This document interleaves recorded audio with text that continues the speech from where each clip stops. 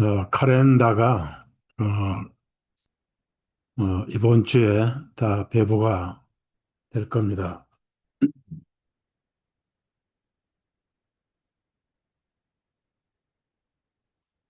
날씨가 추워져서 어, 연로하신 분들이 출석하기가 어렵고 그래서 어, 가끔 줌으로 말씀을 전할 것입니다. 성경을 읽겠습니다. 요한복음 8장 1절부터 11절까지만 읽겠습니다. 예수님께서 올리브산으로 가시니라. 이른 아침 주님께서 다시 성전으로 들어오시니 모든 사람들이 주님께로 오고 주님께서는 앉으시어 그들을 가르치시니라. 서기관들과 바리새인들이 간음을 하다가 붙잡힌 한 여자를 주님께 데리고 와서 그 여자를 한가운데 세우고 그들이 주님께 말씀드리기를 선생님, 이 여자가 간음하다가 현장에서 붙잡혔나이다. 이제 모세는 율법에 이런 여자를 돌로 치라고 우리에게 명령하였는데 선생님은 어떻게 말씀하시겠나이까 하니 그들이 이렇게 말하면 주님을 유혹하여 고소할 구실을 얻고자 함이라. 그러나 예수님께서는 그들의 말을 못 들은 채 하시고 몸을 굽혀 손가락으로 땅 위에 쓰시니라. 그들이 주님께 계속하여 물으니 주님께서 친히 일어서서 그들에게 말씀하시기를 너희 중에 죄 없는 자가 먼저 이 여자에게 돌을 던지라 하시고 다시 몸을 굽히시어 땅 위에 쓰시니 그들이 그 말씀을 듣고 자기 양심의 가책을 받아 나이 많은 사람으로부터 시작하여 맨 나중까지 하나씩 하나씩 자리를 떠나가니 예수님만 홀로 남으시고 그 여자는 한가운데 서 있더라. 예수님께서 일어나셔서 그 여자 외에 아무도 없는 것을 보시고 여자에게 말씀하시기를 여자여 너를 고발하던 자들이 어디 있느냐 너를 정죄한 자가 아무도 없느냐 하시니 그 여자가 말씀드리기를 주님 아무도 없나이다 하니 예수님께서 그 여자에게 말씀하시기를 나도 너를 정죄하지 아니하노라 가라 그리고 다시는 죄를 짓지 말라 하시니라. 네. 여기까지만 읽었습니다. 자, 요즘에 복음에 관한 자료를 어, 엄청 많이 손질을 해서 어, 올리고 있습니다. 어, 왜냐하면은 전 세계가 복음이 막혀가고 있습니다. 어, 그래서 구원을 받을 만한 그런 기회가 많이 주어지지 않습니다. 제가 나이가 있고 몸이 아주 안 좋아요. 지금도 목이 가라앉아서 어, 목소리가 나오지 않잖아요. 오늘 아침에도 어, 피와 구원에 대한 아주 좋은 자료를 올렸습니다.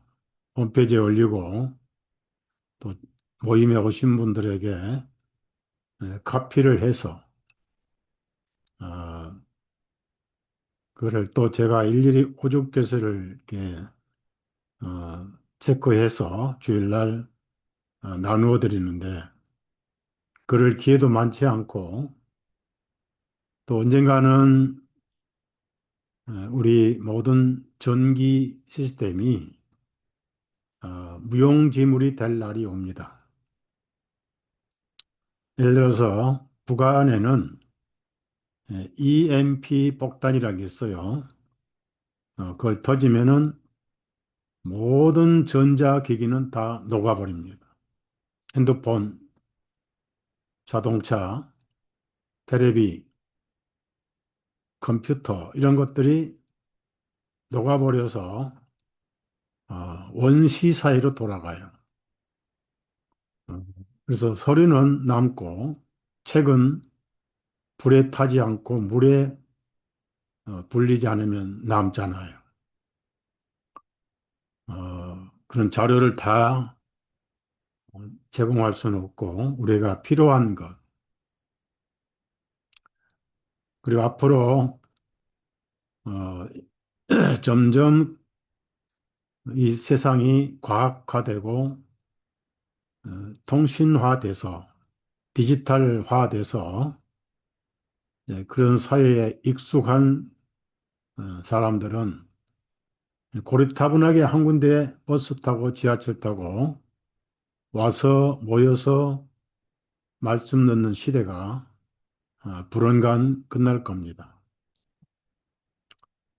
그리고 미국 제가 이따 왔지만은 LA 북쪽에 작년에 아주 부촌이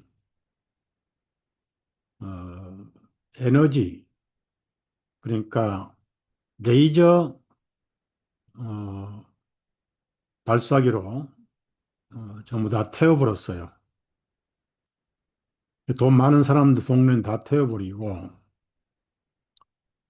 그걸 지금 다 헐고 올림픽을 준비하면서 LA는 15분 도시 미국의 최초의 도시가 됩니다. 2015년에 클라우스 수왑이 세계 엘리트 부호들을 모아놓고 그걸 계획을 세웠어요. 그러한 계획을 일환으로 어, 땅을 뺏어버린 거죠. 불태워가지고. 그걸 치항성 에너지 무기라고 그래요. 거기뿐 아니라 하와이 마우이 섬이라는 데도 관광지고 부촌 휴양지인데 지향성 에너지 레이저를 쏴서 다 태워버리고 거주민들은 총으로 쏴서 바다에 다 던져버렸어요. 15분 도시를 건축하는 방법으로 땅을 뺏어버린 거죠. 한국은 대한민국 건설부에서 15분 도시 건설 수출 프로젝트를 만들어 가지고 동남아의 15분 도시 수출을 하고 있습니다. 대표적인 나라가 필리핀에서 한 6개국이 그 건설 주문을 해서 그럼 그 15분 도시가 뭐냐? 기후 핑계를 대고 창조 예로 기후는 하나도 안 변했어요. 예를 들어서 탄산가스가 많이 올라간다든지 이런 것 때문에 기온의 변화는 약간 있지만은 다시 겨울은 춥고 여름은 덥고 창조의 원리는 변하지 않습니다. 그래서 자동차를 없애겠다 해서 15분 내에 병원에 출생을 하고 15분 내에 병원, 학교, 직장, 일을 다 마치는 그것이 바로 자동차가 없이 자전거로 모든 걸 끝내는 도시를 15분 도시라고 그래요. 그 자전거는 정부에서 배급할 거고, 15분 도시 방이 이제 개인주택, 이렇게 가족이 해체되기 때문에, 어, 도끼 마냥 수용소가 될 거예요. 그 15분 도시를 경계선을 어기면 가차없이 벌금 처벌, 나중에 사형을 시키고, 그 15분 도시 영상을 제가 봤는데, 소름 끼쳐요.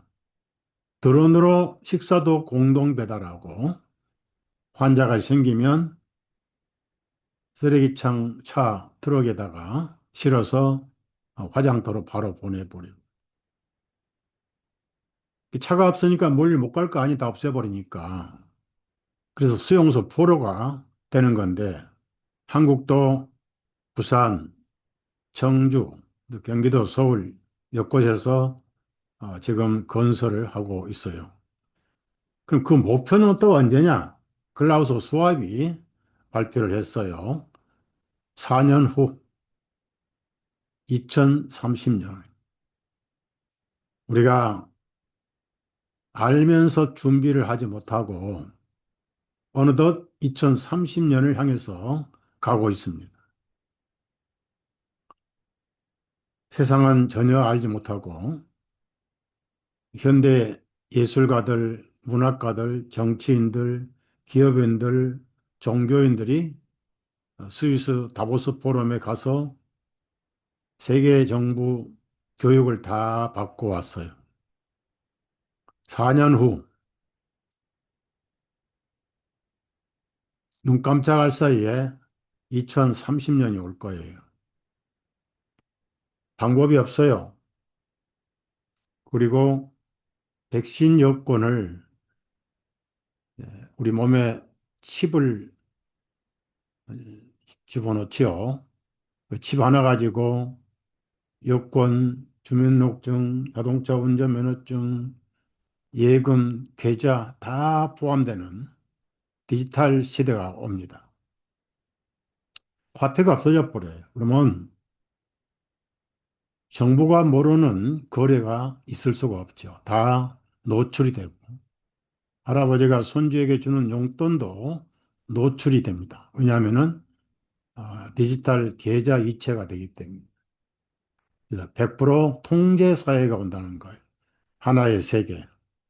그리고 그 사회는 공산주의, 사회주의. 그래서 그레이트 리셋 슬로건이 뭔지 제가 여러분에게 그런 자료를 많이 보여드렸죠. 아무것도 갖지 않아서 행복하다. 그게 공동으로 살고, 공동으로 일하고, 공동으로 먹고, 공산주의로 돌아가는 겁니다.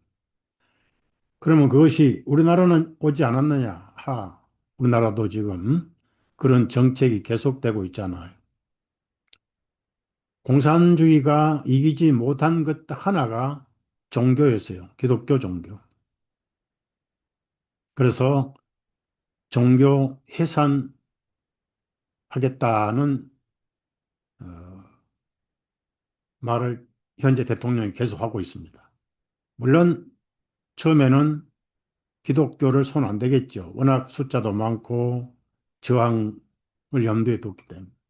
그래서 별로 기독교인들이 좋아하지 않는 통일교부터 없애겠다 이런 전략을 세우고 있고요. 원래 교회를 없애겠다는 법을 발의를 했었어요.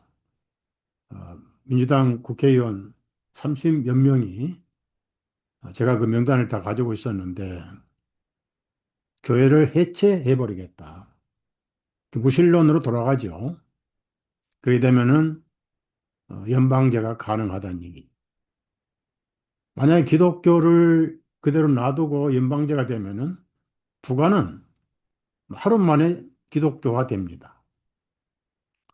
그래서 이것이 다 세계정부 한 전략에 의해서 진행되고 있다는 겁니다. 그리고 모든 사람들은 생각까지 움직임을 전부 감시하는 CCTV 시대를 넘어서 생체 인식 그런 환경으로 갈 거예요. 이미 지금 그런 상황이 되고 있잖아요. 계속 조여오는 거예요. 그럼 우리 그리스도인들이 설 자리가 어디냐? 그러니까 스마트폰에 성경 앱을 깔고 성경을 읽고 암송하는 것도 좋아요. 근데 이제는 그 앱도 목통이 될 날이 와요. 그래서 가장 성경적인 방법은 하나님 말씀인 성경책을 집에 몇 권씩 보관해 놓으시고 갑오로 여기세요. 책은 영원합니다. 가장 고전적이고 가장 전통적인 방법으로 신앙생활을 해야 돼. 저는 새벽에 잠이 오지 않아서 에베소 전체를 읽으면서 또 절 돌아보고 이렇게 어, 가장 중요한 것은 성경을 읽는 것입니다. 근데 오늘 무슨 말씀을 할까 해서 하나님께서 생각을 주셨어요. 우리 인류가 가장 많은 죄는 바로 성적인 죄죠. 가장 유혹이 많고 가장 감성적이고 보편화된 그래서 이 분명히 그것이 선과 악이고 또 죄가 형성이 되는데 그것을 정치하는 사람들이 또 인권이란 이름으로 합리화하고 자유화하고 그걸 비판하거나 하면 범죄로 처벌하는 소돔 고모라가 어, 아쉬워하고 부러워하는 그런 세상이 지금 되고 있습니다. 그래서 세계 정부의 목표가 뭐냐면 가정 해체입니다. 왜 그러냐면은 인구가 너무 많다. 그럼 어떻게 인구를 줄일 것이냐? 대량 학살, 전쟁, 여러 가지 방법이 있지만은 모르게 죽이는 방법이 즉 음식에 화학 제품을 넣습니다. 그래서 유전자 조작을 해서 제가 세상에서 가장 사악한 기업이라는 몬산토 유전자 조작을 밝힌 자료를 또 우리 홈페이지에 올렸어요. 우리는 우리 모르게 음식을 먹으면서 방부제가 쌓이고 항생제가 쌓이고 그래서 DNA가 바꿔지고 그런 상황이고 백신에 독을 집어넣어서 DNA를 조작하라고 스파이크 단백질을 계속 생산해서 혈전을 생겨가지고 갑자기 쓰러져서 죽고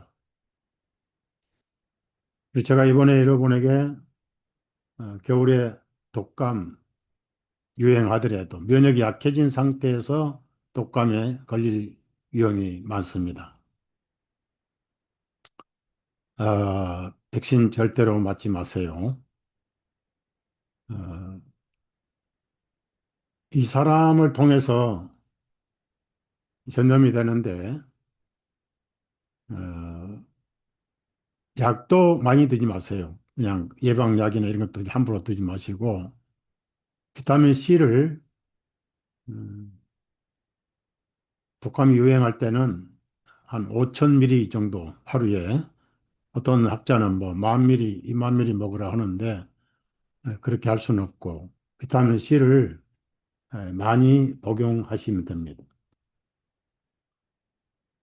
그 다음에 백신을 맞은 사람들은 정자가 다 죽어버려요.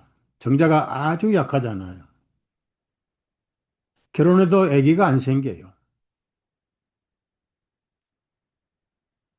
그 신부 그 산모 측에서 몸이 차서 임신이 안 될 때는 시험관이라도 했거든요. 근데 남자 정자가 다 죽어버리니까 시험관 생산도 이제 끝난 세상이 왔습니다.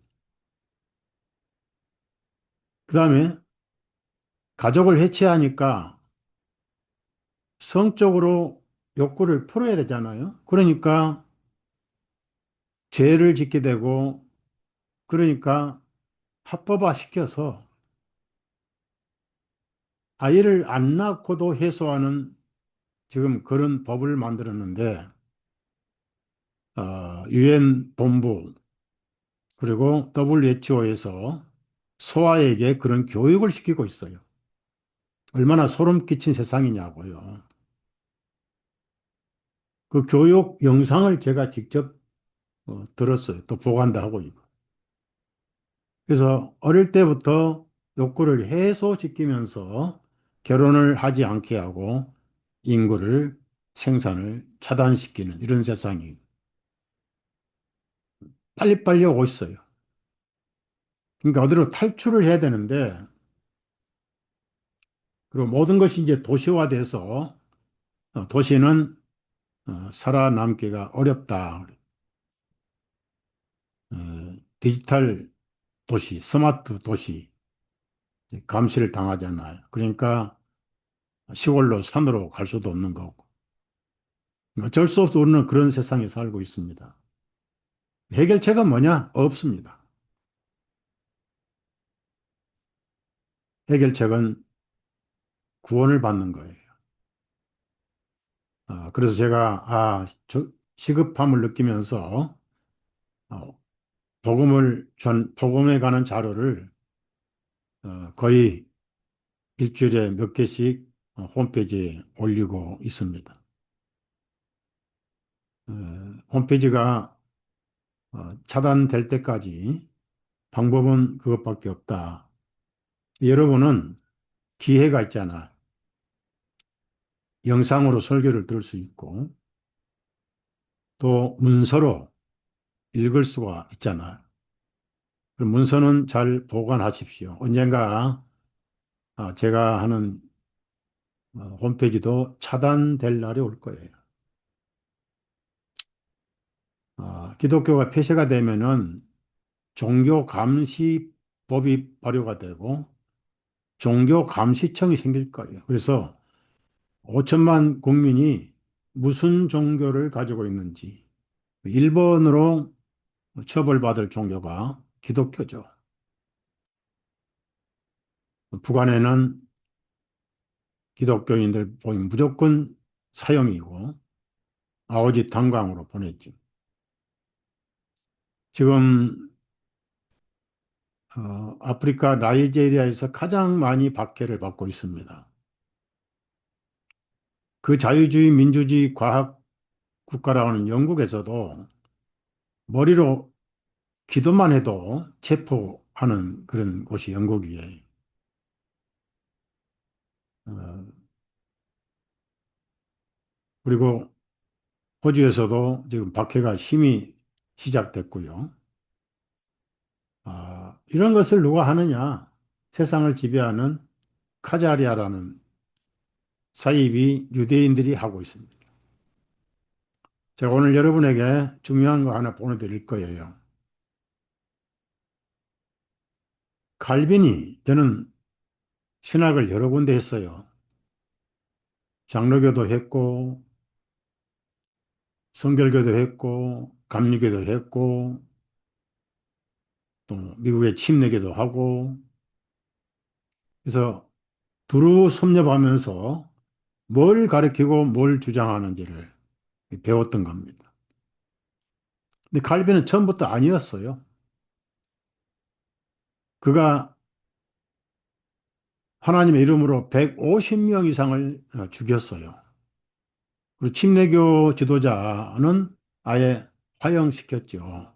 스위스에서 국가교회를 세워가지고. 그러니까 카톨릭이나 전혀 다를 바 없었는데, 나중에 주님께서 깨닫게 하시고 알려주신 게 파리 대학에서 예수회를 공부했던, 창립했던 이그나티우스 노율라와 친구였고 같이 공부를 했습니다. 근데 깊이 그런 내용을 모르는 사람들은 이그나티우스는 예수회를 창조해서 조직해서 반기독교 카운터 리포메이션을 운영하고 기독교를 지금도 박해를 하고 있는 그런 사람으로 알고 있고, 칼빈은 종교 개혁자로 알고 있어요. 그런데 여러분 놀라지 마세요. 둘 다 유대인입니다. 칼빈 종교 개혁도 그들이 다 돈을 대서 만들었고 루터까지 그렇게 했어요. 근데 하나님께서는 루터의 개혁을 오히려 기독교의 복음을 전파하는 도구로 활용을 하셨죠. 그러니까 뭐랄까요? 어, 역이용을 하신 거예요, 하나님께서. 근데 칼빈은 정체가 완전히 밝혀졌고 그 예수회는 누가 만들었나? 유대인들이 만들었습니다. 왜? 스페인에서 종교재판해 가지고 엄청나게 유대인들이 학살당했습니다. 그래서 살기 위해서 거짓 개종을 했어요. 그것을 크립토 유대인이라고 합니다. 카톨릭으로 거짓 개종을 해가지고 충성파로 위장한 다음에 깊이 깊이 침투해가지고 권력을 잡은 다음에 처절하게 복수하는 방법이 바로 카자레아 유대인이었어요. 그런 방법 중 하나가 예수예요. 그래서 스위스에서 칼빈이 종교개혁을 했는데 놀랍게도 스위스 제네바 대학 로고 있잖아요. 로고 배지 하는 로고. 로고가 예수의 로고였습니다. 그래서 나중에 리포메이션이라는 아주 훌륭한 기독교 단체인 홈페이지 그 거기에 보면은 이 칼빈이 예수의 회원이고 또 데오돌 베자도 예수의 회원이 그러니까 보좌 신부, 이게 준비 예비 신부라고 그러죠. 그런 걸 다 발표를 했어요. 근데 언젠가는 이 리포메이션이 폐쇄가 될 것이다 하고 예측을 했는데 아닌 게 아니라 그때 제가 이 폐쇄될 걸 예측하고 자료를 상당히 비축을 해놨어요. 그런데 완전히 폐쇄가 돼버렸고 운영자는 행방불명이 돼버렸어요. 암살했다는 얘기죠. 이런 세상이 와요. 빛을 꺼버린 거예요.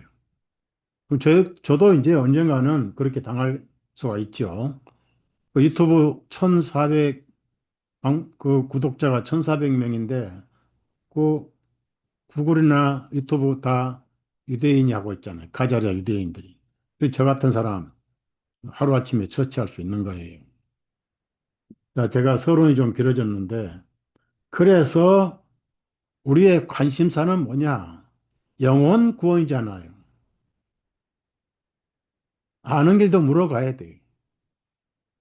내 영혼 구원을 계속 체크하며 가야 돼요. 유황불은 타고 있습니다. 여러분이 이 세상에서 가스렌지 파란 불이 탈 때 손가락을 넣어 보세요. 기절초풍을 하죠. 지옥은 그것이 영원토록 계속돼요. 성경은 감상 또 가령이란 단어가 없어요. 사실 중에 사실이에요. 예수님이 무슨 사람들이 왼수졌다고 저주하는 걸 좋아하시고 유황불에서 타지도 않고 고통만 당하는 것이 뭘 보기 좋다고 그런 말씀 하실까요? 슬피 울며 이를 갈 것이다. 언제부터? 이름 예측을 못하는 어느 날 영혼이 육신을 벗어날 때 영원한 운명이 갈라져요.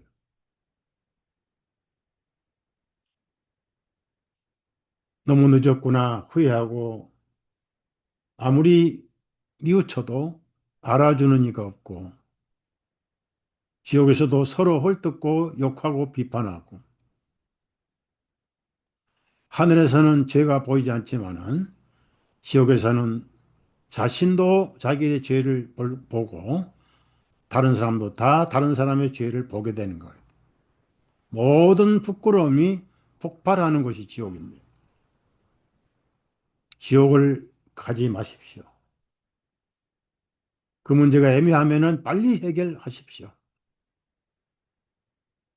지옥에 가려면은 태어나지 말았어야 돼요. 오죽하면 예수님이 가룟유다는 차라리 나지 아니하였으면 좋을 뻔하였다. 한 영혼은 귀하고 귀합니다. 영혼이 없는 생명체는 죽으면 끝이에요. 사람만 영혼이 있단 말이에요. 죽으면 예측을 못 하잖아요. 또 인구를 줄이는 사악한 단체가 어떤 방식으로도 자, 독약 페르마키아 그 복술이죠. 조제란 헬라어의 페르마키아라는 것이 독술이에요. 조제술. 약관 가면 다 써 있잖아요. 그다음에 컴트레일이라고 공중에서 독가스를 비행기로 뿌려요. 그래서 폐질환이 많은 거예요. 우리가 먹는 음식이 전부 유전자 조작을 했어요.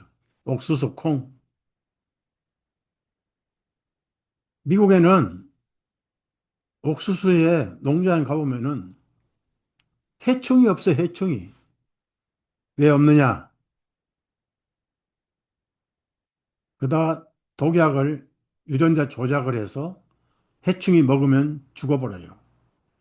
그러니까 해충이 없는데 그 유전자 조작이 안 된 자연산은 번성하니까 뭘 뿌리죠? 월남에 가서 밀림을 다 죽여버리는 독약을 뿌렸잖아요. 그래서 거기 갔다 온 사람 다 병들어 죽었잖아요. 이런 세상에 최우선으로 해결할 것이 영혼 구원인데 나는 아직 뭐 그렇게 급하게 죽을 것도 아니고 오래 더 살아야지. 오래 살면 뭐 합니까? 사람만 영혼이 있잖아요. 누가복음 16장을 보면은 부자와 나사로가 등장하는데 부자는 대문 밖에서 쓰레기를 주워 먹고 개가 핥고 나사로는 부자는 날마다 호의호식하고 마시고 치고 그런 삶. 그러니까 둘 다 죽었다는 구절, 4절 딱, 네 구절 딱 끝나요. 그만큼 이 육신의 삶은 아무것도 아니라는 얘기지. 부자도 죽고, 거지도 죽고. 그래서 그 다음부터는 한 20절 되는 것을 전부 영혼군을 다뤄요. 영혼이 어디가 있느냐, 이건.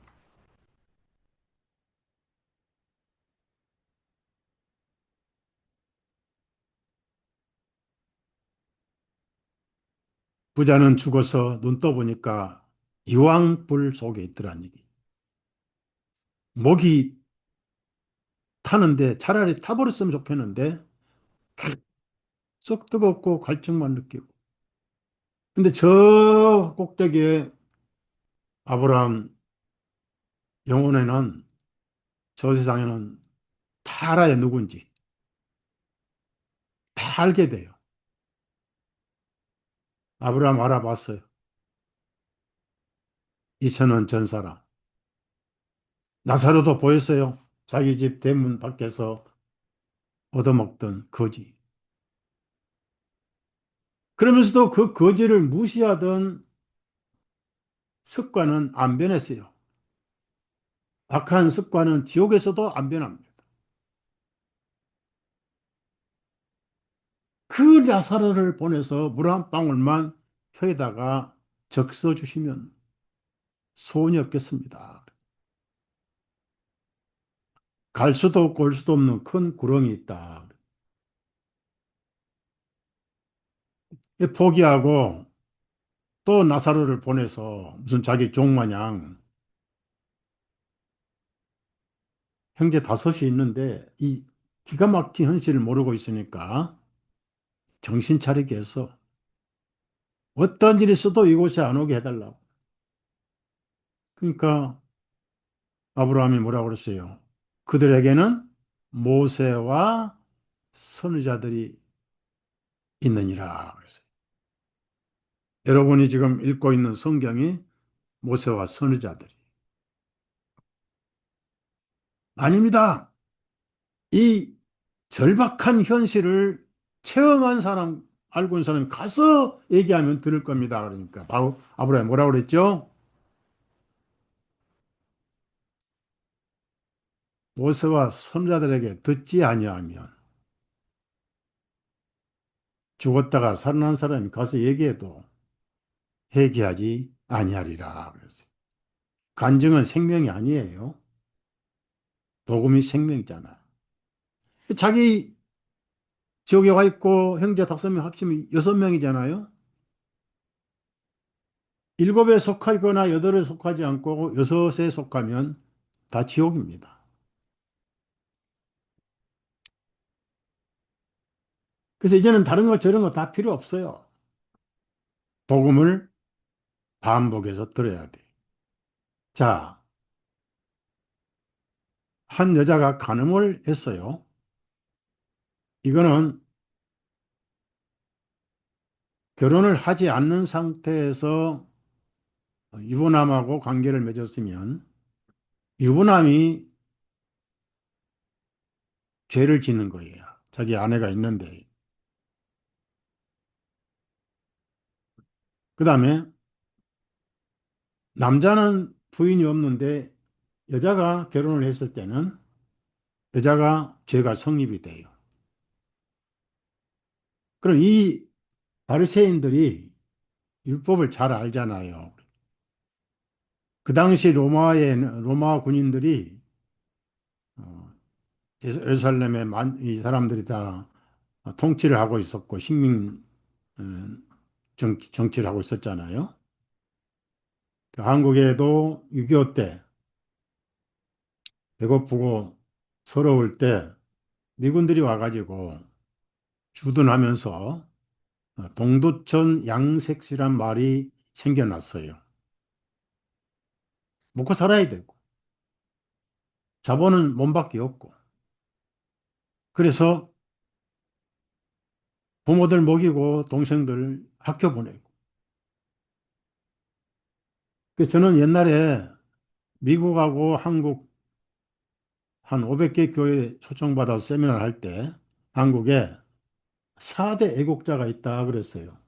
잘 살게 해주는 애국자들이. 화독, 관어원, 광부들 애국자다. 월남, 파병, 파월 장병들 애국자다. 달러 벌어 왔잖아요. 그 파월 장병에 받은 돈으로 경부 고속도로 만들었잖아요. 그런데 그때 고속도로 만다고 난리치면서 하는 사람들이 지금 고속도로 좁다고 적다고 또 난리쳐요. 세상은 오래 살고 봐야 돼. 세 번째 애국자는 공돌이 공순이다 그랬어요. 구로공단. 저는 구로공단 공돌이였어요. 마산 창원공단 공순이들 아주 박봉 월급 받고 수출품, 수입품 가공하는 일을 하고 있어 달러를 벌었습니다. 그렇게 대한민국 OECD 12국이 되면서 GNP가 4만 불 가까이 됐잖아요.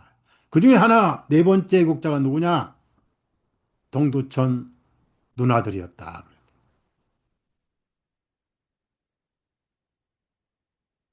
그 얼마나 힘들게 달러를 벌었습니까?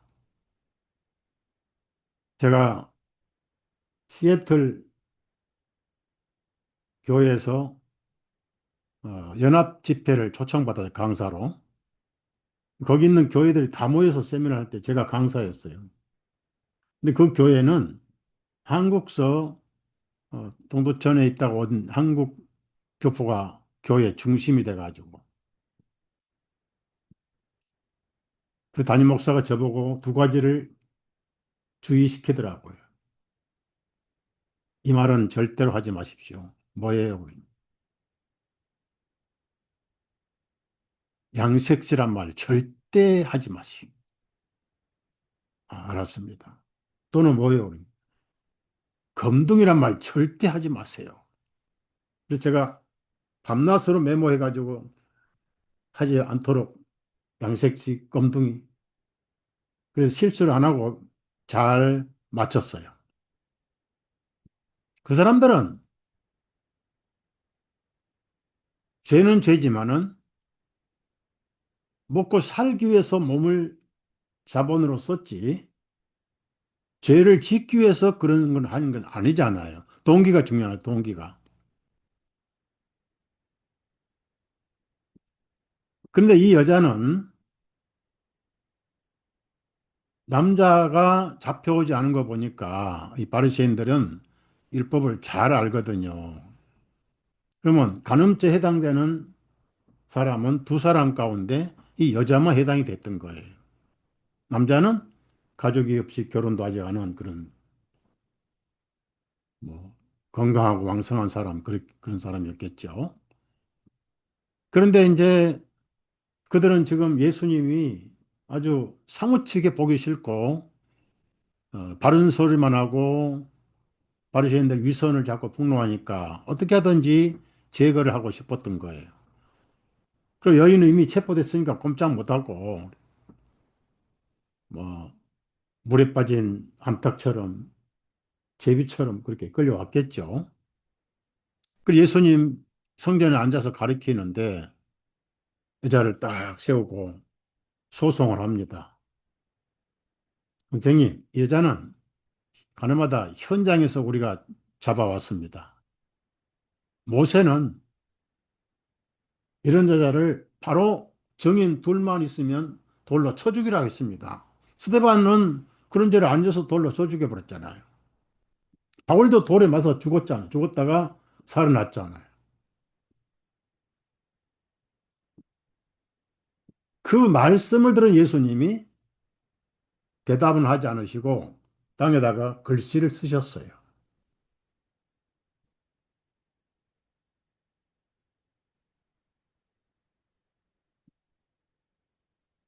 그래서 그 바리새인들이 에, 구약 모세의 명령을 언급을 했는데 그런 구절이 레위기하고 신명기만 찾아봅시다. 레위기 10장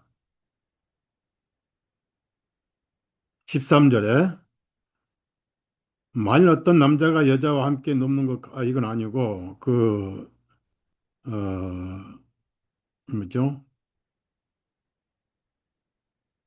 그 10절입니다.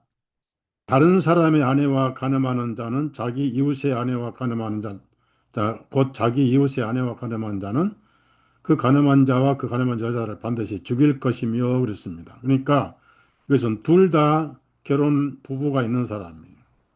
교회에 이제 쫙 나오고 또 여기 동성애도 나오죠. 이제 13절은 동성애입니다. 그 다음에 신명기 또 한번 보십시다.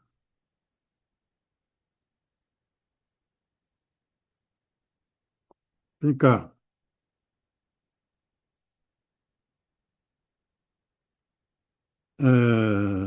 신명기 22장 22절 만일 어떤 남자가 남편과 결혼한 여자와 함께 누운 것을 발견되면 그들을 둘 다 죽일지니 그런데 여기는 둘 다 죽이라고 그러는데 남편이 있는 여자가 그 여자에 함께 누운 남자와 그 여자니라 이와 같이 하여 너는 이스라엘로부터 악을 제거할지니라 그랬어. 그러니까 그 말씀을 인용을 해가지고 끌고 왔던 거예요. 그럼 예수님은 왜 땅에다가 글씨를 쓰셨고 그 글씨는 무슨 글씨였을까? 예측을 한번 하고 우리가 구약의 원리를 비춰보면은 죄sak은 사망이잖아요. 사망은 흙으로 돌아가는 거예요. 죄값으로. 그래서 죄를 지은 사람은 흙에 기록이 돼야 된다. 그래. 흙에. 한번 또 우리 성경 에레미야, 에레미야 17장 찾아봅시다. 17장 13절 보면은 오 주님 이스라엘 소망이시여 주님을 버리는 자는 모두 부끄러워할 것이며 나로부터 떠나는 자들은 땅에 기록되리니 이는 그들이 생수의 근원이신 주님을 버렸기 때문이다. 그 땅에 글씨를 쓴 것은 이런 죄를 지은 사람은 땅으로 기록이 돼야 된다 하는 게 심판을 받아야 된다는 암시고 사인일 수가 있습니다. 복음의 원리가 그래요. 그런데 예수님이 또 글씨를 쓰시고 앉아 있으니까 이 사람들이 독촉을 해가지고 돌로 치라 해는 어떻게 할 것입니까? 대답 좀 해주시오. 이러죠. 하니까 예수님이 그때 일어나셔서 무서운 말씀하셨어요. 너희 중에 죄 없는 자가 먼저 여인에게 돌로 치라. 자, 정인들도 죄가 있었습니다. 그죄 없는 자 먼저 돌로 치라 하니까 율법을 달달 암송하고 있었던 바리새인들이 율법은 언제가 되었고 의문의 율법에서 분리돼 가지고 자기 속에 율법이 살아난 거예요. 그리고 또 땅에다 글씨를 쓰셨어요.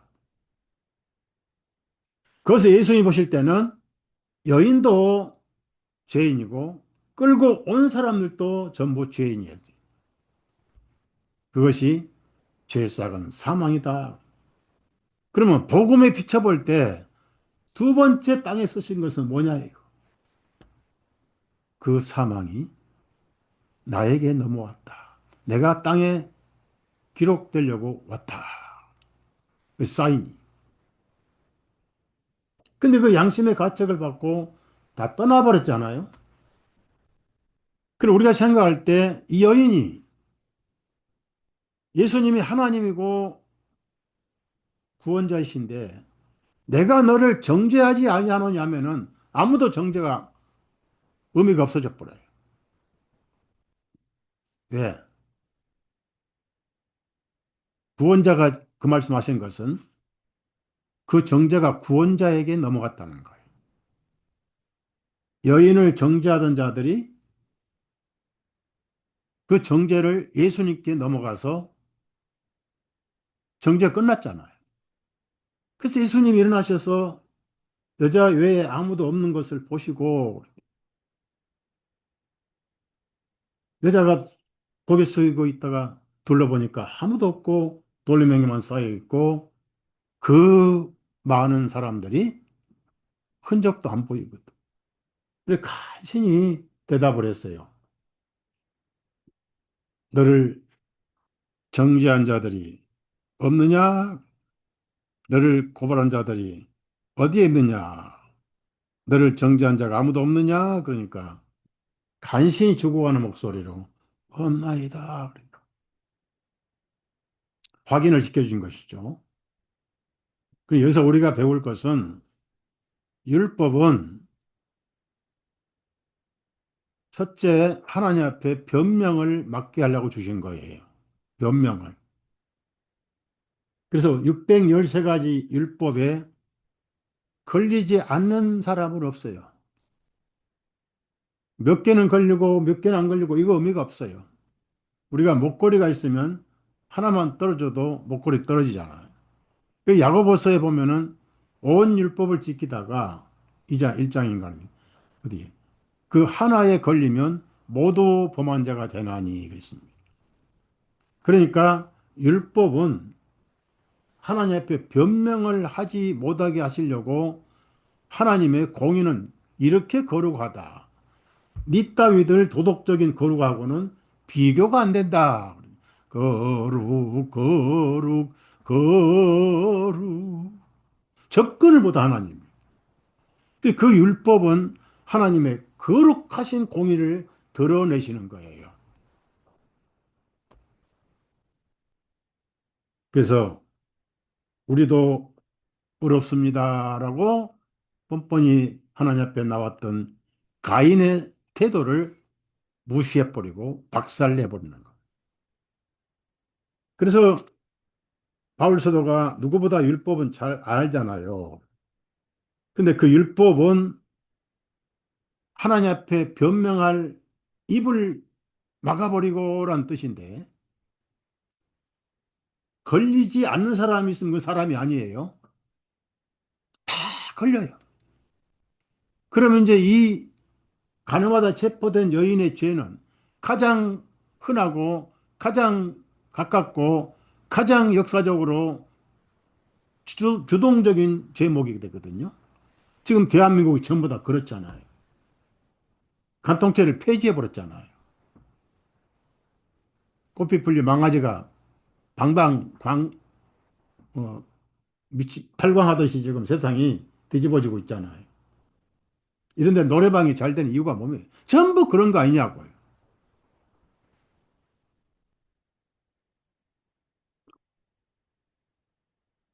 자, 잘 들으세요. 로마서 3장을 찾아보세요. 찾아보시면 19절입니다. 19절. 이제 우리가 알거니와 율법이 말하는 것은 무엇이든지 율법 아래에 있는 자들에게 말하는 것이니 여기서 율법 아래에 있는 자들에게 말하는 것이니 이 굉장히 중요한 거죠. 다행히 저와 여러분은 율법 아래에 있지 않습니다. 그러면 누구냐? 유대인들이에요. 그럼 의문의 율법 아래에 있는 자들에게 말하는 것이니 그 율법 아래에 서서 율법 앞에 하나님 앞에 의로운 자가 아무도 없어서 입을 막게 하려고. 그래서 자, 율법 아래에 있는 자들에게 말하는 것이니 이것은 모든 입을 막아. 자, 율법을 몰라도 하나님의 공의 앞에는 전부 죄라는 것을 인정하게끔 모든 입을 막아 온 세상으로 하여금 하나님 앞에서 죄가 있게 하려 함이라. 유죄가 되겠다, 유죄가. 특히 율법을 배우고 기록하고 지켜왔던 유대인들이 그 율법에 의해서 정죄를 받는 거예요. 그래서 구약에 오면은 나 환자 온몸에 병이 퍼졌으면 부정하다 이렇게 제사장이 선언합니다. 그러면 그 부정한 나환이는 어떻게 돼 있어요? 레위기 보면은 진밖에 윗 입술을 가리우고 하나님 앞에 변명하지 말고 모든 나병은 죄를 상징해요. 진밖에 혼자 살 때 죄는 수천만 명 같이 살아도 항상 혼자예요. 하나님과 결별되면은 항상 혼자입니다. 지옥이 고독한 곳입니다. 처절하게 외로운 곳입니다. 그래서 외로워서 자살하잖아요.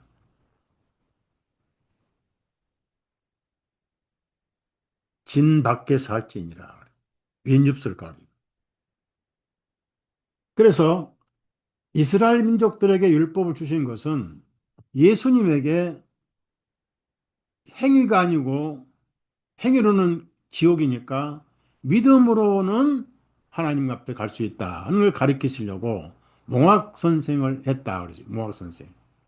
그래서 바울 사도가 유대인들이 잘한 점이 있다. 첫째가 하나님의 말씀을 맡았고, 그 다음에 율법을 주셔서 그들을 통해서 실험이 끝난 거예요. 실험이. 그러니까 여기 3장 20절, 21절을 제가 읽을게요. 그러므로 율법의 행위로는 그분의 눈앞에 의롭게 될 육체가 없나니 자 보세요. 의롭게 될 육체가 아예 없어요. 이는 율법을 통하여서는 죄를 깨닫기 때문이라.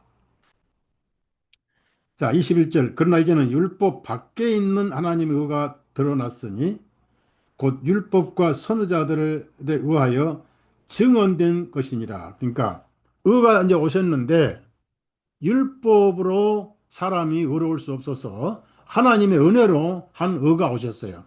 그분이 예수님이에요. 그럼 여러분 마음속에 예수님이 계시면 여러분 의로운 거예요. 아주 의로운 거예요. 자, 갈라디아 한번 찾아봅시다. 갈라디아. 갈라디아.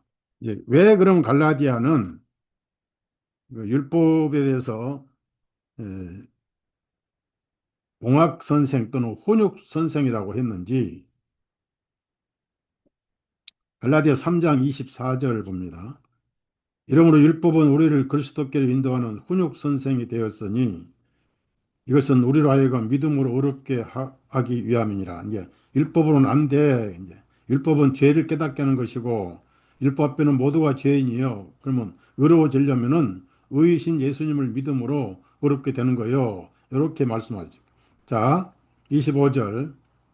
그러나 믿음이 없는 후로는 우리는 더욱 더 이상 훈육 선생 아래 있지 아니하나니 이는 너희가 그리스도 예수님을 믿음으로 다 하나님의 자녀가 되었기 때문이요. 즉, 의로워졌기 때문이요. 그런 뜻이에요. 자녀가 되었기 때문에. 그럼 자, 갈라디아는 어떻습니까? 갈라디아는 이방인들이잖아요. 원래 율법이 없어, 이방인들은. 그런데 유대계의 이 율법주의자들이 갈라디아 교회에 율법을 지키고 할례도 받아야 구원을 받거나 아니면 구원이 유지된다. 그래서 바울 사도가 뭐예요? 그건 다른 복음이다. 그 다른 예수, 다른 영. 고린도 후서에 있는 것처럼. 그 영혼을 지옥 보내는 복음이니까 다른 복음이니까 그 지옥을 가게 하는 자, 그걸 주장하는 자는 저주를 받을지어다. 그 대표적인 자들이 율법주의 유대인들이었잖아요.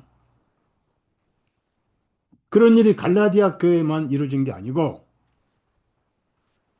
안디옥 교회 복음이 전해지니까 사탄이 율법주의 유대인들을 통해서 복음의 율법을 첨가하려고 했어요. 사도행전 15장 봅시다. 사도행전 15장.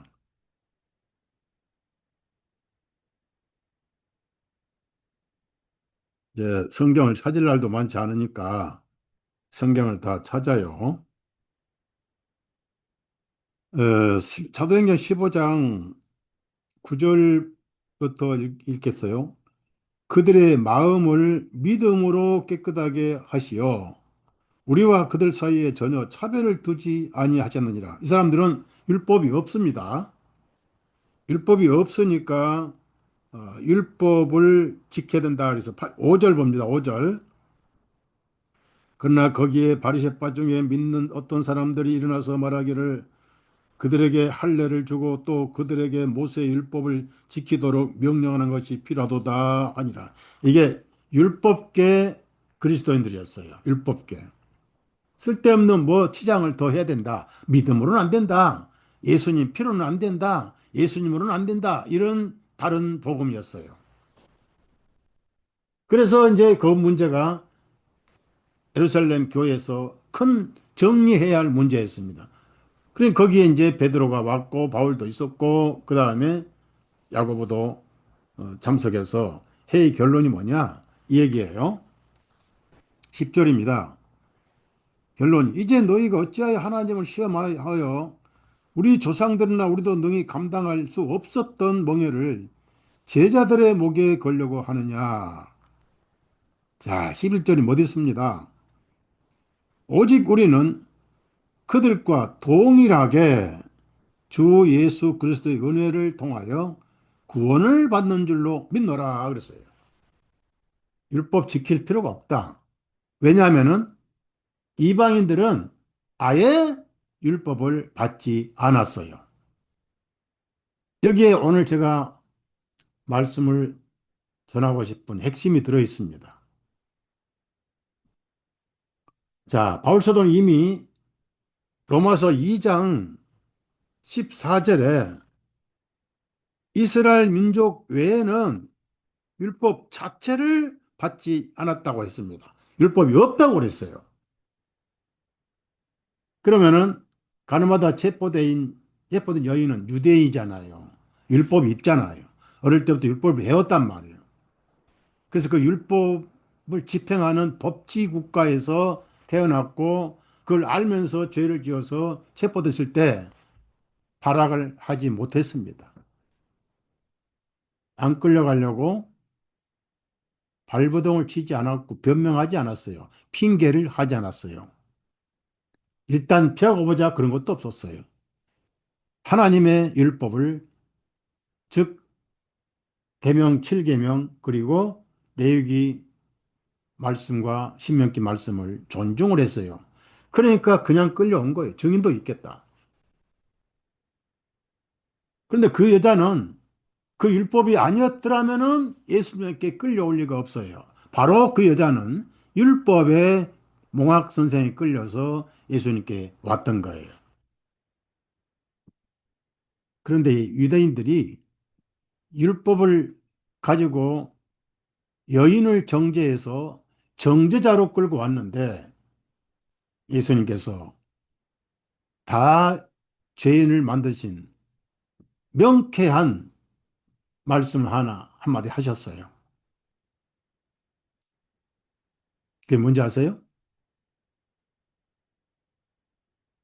양심의 율법이에요. 로마서 2장 14절에 율법 없는 이방인이 율법 없는 이방인이 율법처럼 걸리는 죄를 지으면은 그 이방인은 그걸 합리화도 하고 변명도 하고 때로는 송사도 하고 예, 잘 들으세요. 저와 여러분은 양심의 송사를 받고 살아왔어요. 율법에 당한대요. 미꾸라지 지느러미 없는 고기 먹지 말라, 비늘 없는 거 먹지 말라, 이런, 우리는 그런 율법 받은 적이 없어요. 돼지고기 먹지 말라, 그 돼지고기 많이 드시고, 우리 한국 이방인들은 돼지고기만 안 먹습니까? 그 뭐, 율법을 안 받은 서양 사람들도 개고기는 안 먹잖아요. 그 또 저도 이해 못한 게 그 사람들은 원숭이 눈깔을 먹고 발바닥을 또 먹어요. 그럼 누가 더 잔인하냐? 옛날부터 우리 동양에는 개고기가 양반에게 바치는 상전 음식이었어요. 그 제가 옛날에 진시 황제가 덴마크인가 어디 스웨덴인가 황제에게 애완용 개를 선물을 했어요. 애완용 개를. 이 황궁에서 키우라고. 그런데 나중에 답변이 왔어요. 보내주신 반대로 유럽 황제가 반대로 그 황제에게 보냈어요. 중국 황제 진시 황제. 걔가 아주 아름다운 그런 반려동물이었던가 봐요. 황제가 그 유럽의 황제에게 해신을 보냈어요. 신하 보내가지고 특사 보내가지고 뭐라고 했습니까? 보내주신 개는 잘 삶아 먹었나이다. 동양 문화예요. 그런데 이 사람들이 결정적으로 손들고 죄가 튀어나온 것은 너희 중에 죄 없는 자가 돌로 치라. 우리가 우리 자신을 더듬어 보면은 안 걸리는 사람은 없어요. 예수님이 마태복음 5장, 6장이 나올 때 여자를 보고 음욕만 품어도 간음을 이미 한 자다. 거기 안 걸린 사람 누가 있습니까? 그래서 죄 없는 자가 먼저 돌로 쳐라. 심판을 할 자격이 있는 사람 손들어 봐. 그 사람이 돌 쳐. 양심이 마비된 사람들은 아예 깨어나지 못합니다. 양심이 참 잠을 자고 있었어요. 그 말씀이 전부 양심을 깨웠어. 양심이 깨워서 송사를 합니다.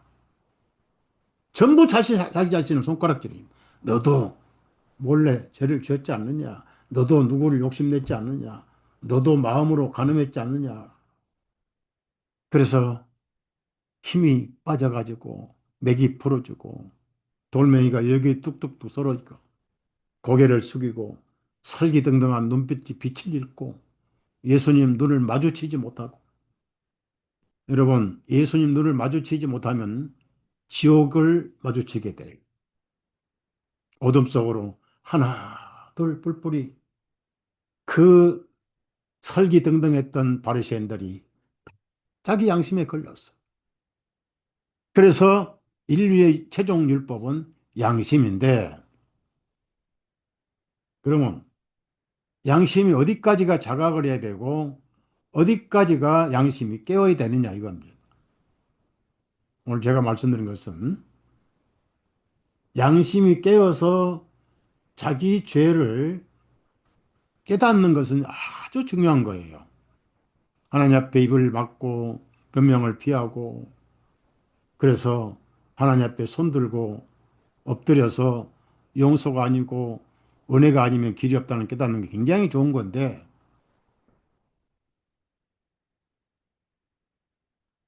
제가 아침에 묵상을 쭉 해봤어요. 양심이 맑은 시대가 있고 양심이 아주 어두운 시대가 있었다.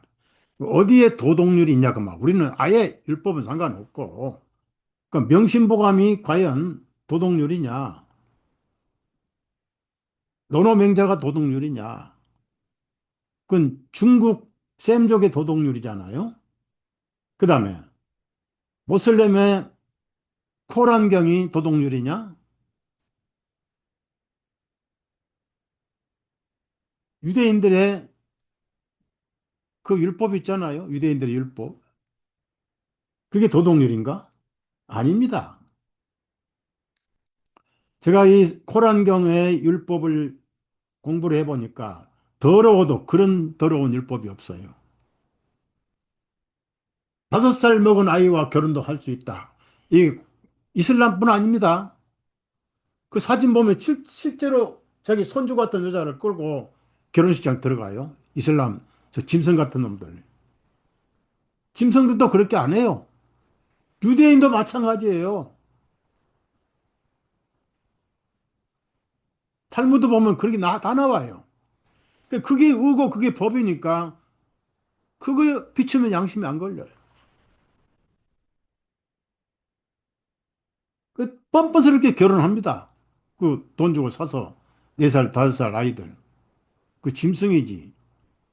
사람이에요. 사람들 짐승이. 지금 그래요. 지금 현재 이슬람하고 유대인들이. 그런 데서는 죽었다 깨어나도 양심이 살아나지 못합니다. 그게 점점 퇴화되고 악은 연단을 받고 악이 커지면 양심이 캐고당해 가지고 목소리를 잃어버려요. 그거를 양심의 화인이다 그렇습니다. 그런 사람들은 많지 않습니다. 극히 드물어요. 김일성이라든지 목태동이라든지 뭐 히틀러라든지 이제 그런 대표적인 사람이겠죠. 그런데 율법에는 의문에는 안 걸렸지만은 양심에는 걸렸어요. 하나님은 양심을 주셨어요. 의문의 율법을 지키지 못한 사람은 양심도 못 지키는 거예요.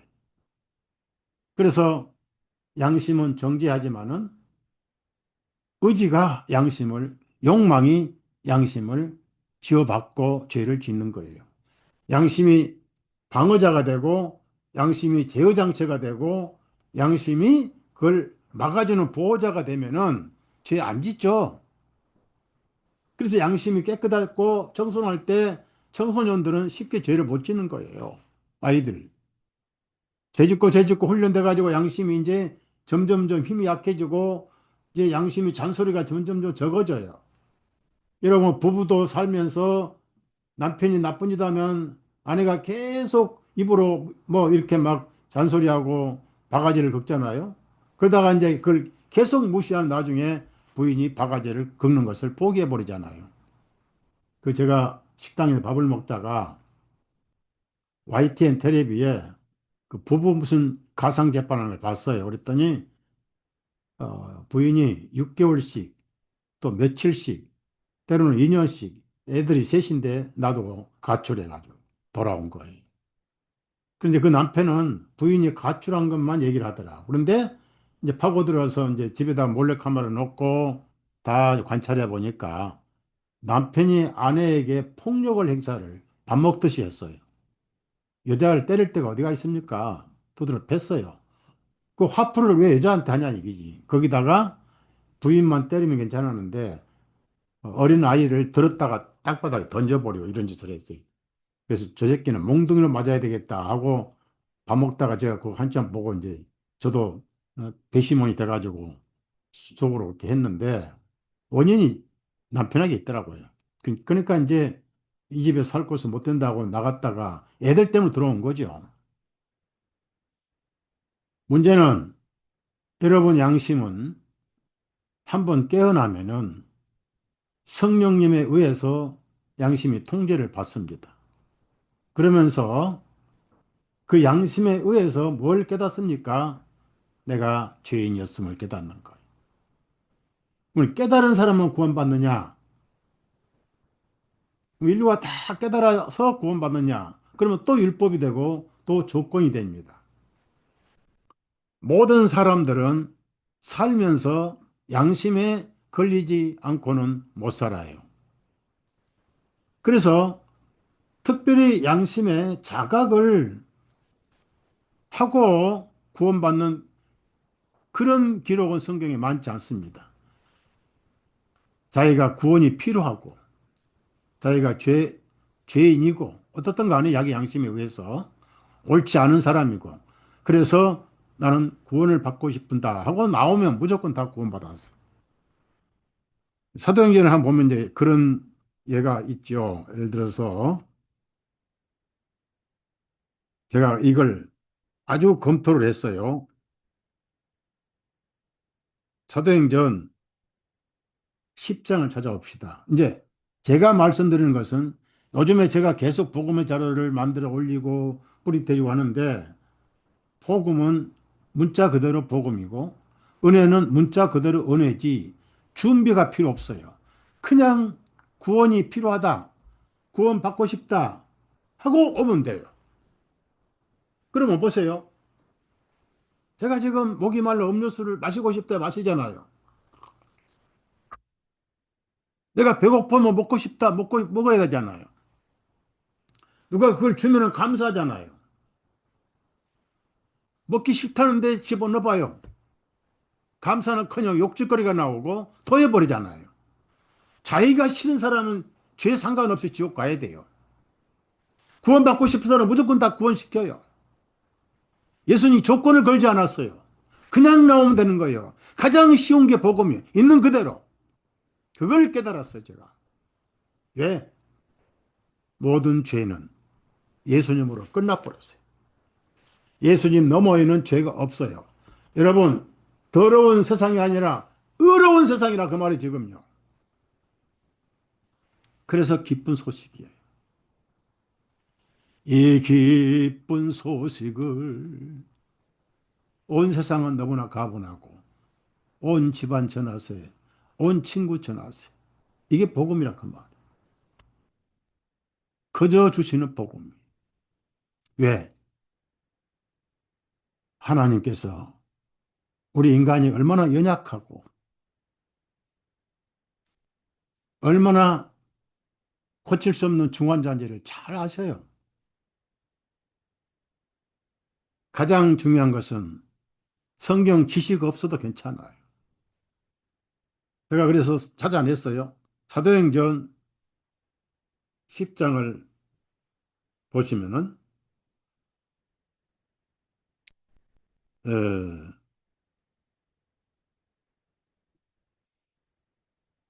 34절에 베드로가 내가 깨달은 것은 하나님께서는 사람들을 차별하지 아니하시고 차별하지 않습니다.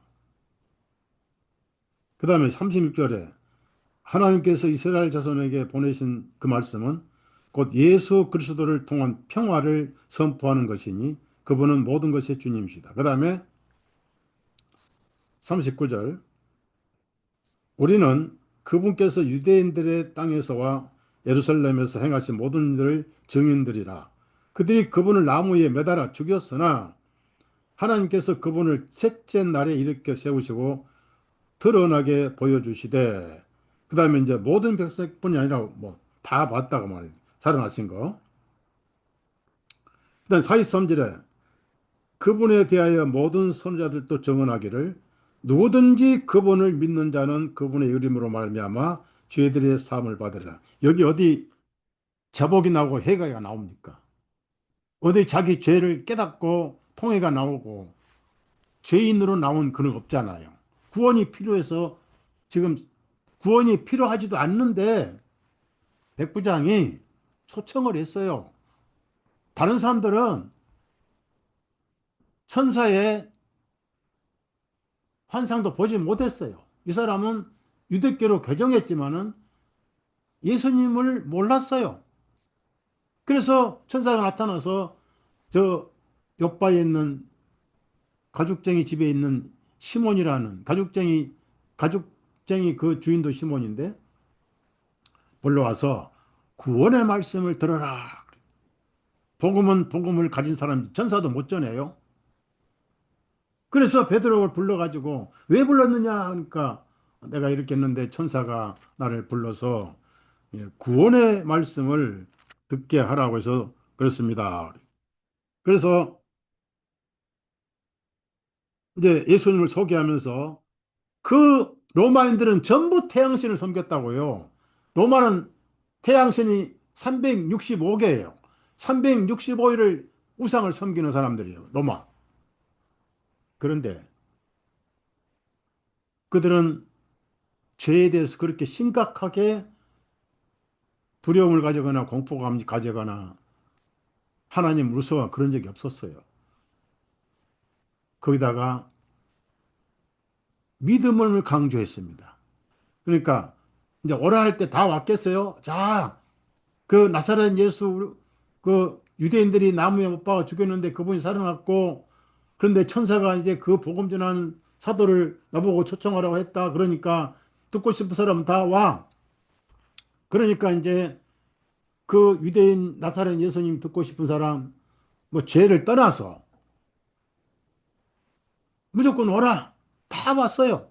그런데 나는 그런데 왜 가냐고. 그 뭐 유대인들 우리 종이고 노예인데 그 사람들 믿는 그 사이비 그 선지자를 왜 믿냐고 막 그걸 아는 사람들은 그냥 지옥 가버렸죠. 여기서 핵심이 43절입니다. 보세요. 그분에 대하여 모든 선지자들도 증언하기를 누구든지 줄 치세. 누구든지 그분을 믿는 자는 그분의 이름을 말미암아 죄들의 사함을 받으리라. 그러니까 여기서 핵심은 믿는 거예요, 그냥. 전해서 들어서 믿는 거예요. 얼마나 간단하게 성령 임했습니까? 차별을 안 두니까. 그리고 성령 임한 증거로 방언을 하게 했잖아요. 갑자기 입이 터져서 그러면 로마인들이니까 무슨 방언 하겠어요? 히브리 방언을 해야죠.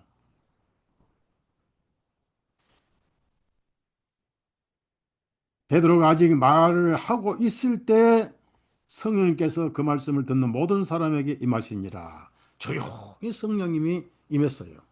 예수님을 믿을 때 전부 다 마음에 믿습니다 할 때 선물이잖아요. 그래서 기독교를 어렵게 만들면 그건 다른 복음입니다. 새벽기도, 절야기도, 금식기도, 주일성수, 뭐 11조, 통성기도, 헌금이 왜 그렇게 많은지도 몰라요. 아주 어렵게 만들어 놨어요. 준비가 필요 없어요. 그냥 와서 믿으면 되는 거예요. 왜? 어차피 이방인은 율법이 없었으니까. 이게 복음입니다. 그런데 말씀 마치면서 그 왜 이렇게 쉬운 복음인데 구원한 사람이 그렇게 적으냐 이겁니다.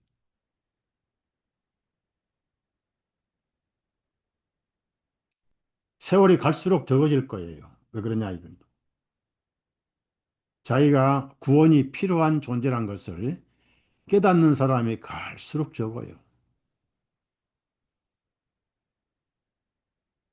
즉 소돔 고모라 같이 죄가 선이 되고 이사야 5장의 말씀 있잖아요. 선을 악하다 하고 악을 선하다 하고 합법적으로 죄를 합법적으로 인정하잖아요. 그 정부가 그렇게 하잖아요. 개어 축제라든지 동성애라든지 대한민국에서 한때는 제일 돈 많이 버는 의사가 산부인과 의사거든요. 합법적으로 꼬챙이로 아기를 뽑아내잖아요. 살인자잖아요. 양심에 전혀 갓대가 없어요. 그걸 누구한테 떼넘겨요? 정부한테 넘겨요. 아, 정부 허가받고 아기 꼬챙이로 집게로 잘라서 버리는 거예요. 그래서 갈수록 구원받기가 어려운데. 있는 그대로 준비도 필요 없어요. 죄 때문에 그렇게 막 애를 쓰고 할 필요 없어요. 어차피 다 죄인잖아요. 그냥 예수님만 믿으면 돼요. 자, 결론 내립니다. 죄 어디서 끝난지 아세요? 죄는 아담에서 시작돼 가지고 마지막 아담이라고 예수님을 그랬어요. 마지막 아담. 아담이란 말은 에돔이란 말인데 흙이란 뜻이에요. 그러면 아담은 흙에서 만드셨는데 하나님의 생명을 불어주셔가지고 생명이 된지라 그랬어요. 그때는 살아있는 생명이었습니다. 그런데 죄를 짓고 나서 다시 흙으로 됐고 돌아가는 기간이 좀 필요했죠. 어차피 다 구원을 시킬 계획을 세우셨으니까 930년 살면서 자식들 많이 낳았잖아요. 하나님은 그걸 전부 예수님 안에서 새로 구원받을 걸로 전부 보시고 계세요. 그래서 어느 날 하나님이 죄를 없애시려고 사람으로 오신 분이 예수님이에요. 그분이 정죄를 받았어요. 그런데 빌라도를 통해서 정밀하게 심사를 했습니다. 유대인의 왕이냐? 아니라는 거예요. 왕은 왕인데 그런 왕이 아니에요. 혁명가가 아니고 쿠데타가 아니라 그 말이에요. 내 나라는 이 세상에 속해 있지 않고 하늘에 속해 있다. 그게 무슨 말인지 몰라요. 이 진리에 대해 너 증거하러 왔더니 진리가 무엇이냐? 그래. 멍청하게 빌라도가. 나중에 빌라도가 구원받았던 그런 자료도 있는데 정밀하게 심사해 보니까 죽일 죄가 없어요. 로마 총독이잖아요. 내가 아무리 조사해봐도 심사해봐도 신문해봐도 죽일 죄를 찾지 못하였다. 놓아줘야 된다. 안 됩니다. 그러면 니들 화가 나니까 내가 채찍으로 좀 때려가지고 놓아주면 안 됩니다. 그거 어떻게 하냐? 나무에 못 박아 죽이라. 에? 무슨 죄를 지었길래 하나님을 못 오겠다는 거. 그래서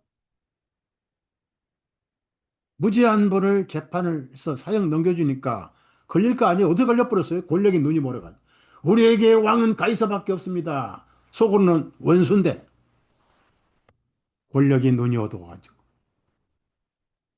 죄 없는 하나님의 아들을 사형 언도를 내려서 넘겨줘 버렸.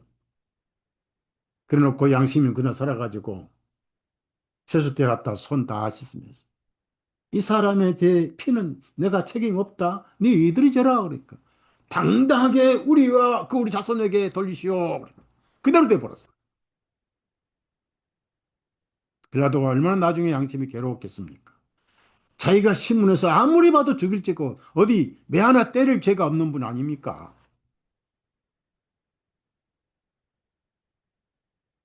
그래서 유대인들은 나중에 비참하게 죽었어요. 빌라도는 구원받았다고 그래요. 그래서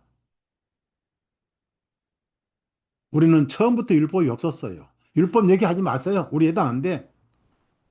그건 이스라엘에게 적용해서 끝냈어요. 그러니까 아담으로부터 진짜 죄를 지을 때 진짜 아담이 됐어요. 흙이 됐어요. 그 930년 흙으로 돌아가 연기했을 뿐이지. 그런데 흙에서 오신 분이 아니잖아요, 예수님은. 하늘에서 오신 분이잖아요. 하늘로 우리 돌아가셔야 되잖아요. 그런 분에게 흙에 속한 사람들의 죄가 예수님에게 넘어가서 종결된 곳이 골고다예요. 그 마지막 완성된 것이 피를 흘리셔서 72시간 보관하셨다가 예수님이 부활하셔가지고 대제장으로 하늘 지성소 올라가실 때 피와 같이 가야 돼. 피가 혼자 못 가고 제장은 피 없이는 아니하나니 히브리서 9장 나오잖아요. 그래서 속죄소에 완벽하게 예수님 피는 뿌렸고 그 피는 하나님 피고 그때부터 지금까지 영원토록 하나님은 그 피를 보시고 저와 여러분은 천사보다 어려운 자녀로 여기셔요. 천국의 영광을 마음껏 누리시고 하나님의 사랑을 마음껏 누리십시오. 하나님은 여러분의 아버지 보채십시오. 이게 복음이에요. 죄를 꼭 깨달아서 자복하고 조목조목 그렇게 성경에 예수님께 나오는 건 거의 없어요. 그리고 다 아시니까 그 뭐 베드로도 저는 죄가 많으니 저를 떠나소서 그랬고 또 그 누구죠? 세리도 저는 죄인입니다. 불쌍히 여기십시오. 그랬고 뭐 다 아시는데 그다음에 그 중풍병자가 죄 때문에 병이 들었거든요. 어디 때문에 병든지 아시니까 이 사람아 원인이 죄였거든. 내 죄를 사함 받았느니라. 그래. 사람들은 무슨 소린지 하나님만 사하시는데 그 죄 사함 어렵지 어렵지만 나는 죄 사함 권세가 있느니라. 그 다음에 뭐 하는지 아세요? 바로 죄인의 대명사인 마태를 부르신 거예요. 마태야, 너 세금 이스라엘 민족 세계를 받아가지고 한 50% 꼬막가시하고 입마이 벗겨다고 나머지 50%면 세금 냈지? 내가 다 안다. 그런 말씀 안 하셨어요. 파격적으로 죄인을 사도로 임명하셨어요. 여러분, 이재명 대통령이 문화부 장관을 유영철이 같은 사람을 임명한다. 성경 그런 비유예요. 살인자를 파격적으로 임명한다. 세상은 그런 법이 없지만 복음은 그렇습니다. 저와 여러분 유영철이와 같고 가룟유다와 같고 강도와 같은데 그리스도의 피가 죄가 끝났어요. 그러니까 어디를 봐도 죄인 없는 거예요. 그러니까 그 죄인이 자기가 죄를 크게 느끼든 작게 느끼든 그 자기 문제고 그냥 오면 돼요. 그냥 와서 믿으면 되는 거예요. 이름만 부르면 천국 가 있는 거예요. 이것이 쉬운 복음이라는 거예요. 여러분이 이 복음을 마음껏 누리시고 그다음에 가족들 얼마 안 남은 세상 그렇게 구원받아라 구원받아라 맞는데 그 구원을 받아야 된다고 뭐 그렇게 하면은 부담을 느껴버려요. 간단하게 좀 쉽게 구원을 받든 발언을 받든 예수님께 좀 바로 예수님이 좀 알아보시라고. 사람들은 세상 물정을 다 알고 물가도 알고 집값도 알고 뭐 다 알잖아요. 그렇게 쉬운 식으로 예수님 좀 한번 알아보시라고 해야지. 구원을 받으시라니까 구원은 막 크게 막 뻥튀기 하고 난리 쳐야 받는 것처럼 생각하니까 무서워서 못 받는 거예요. 왜? 옛날 브라질에 그 형제가 있었어요. 그 형제님 참 좋은 분인데 지금도 우리 그 제자매님 말씀 듣고 참 이분은 뭐 말씀 얼마나 열심인지 복음으로 사신 분이에요. 제가 상담을 했어요. 상담하다 이제 죄 사함을 얘기하려면 조목조목 죄를 얘기해야 되잖아요.